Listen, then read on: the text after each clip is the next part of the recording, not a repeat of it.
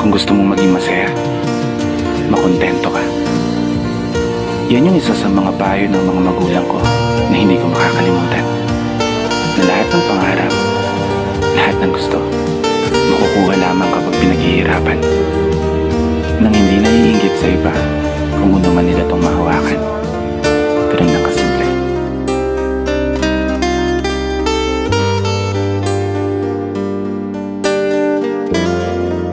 Dong, nakakuha,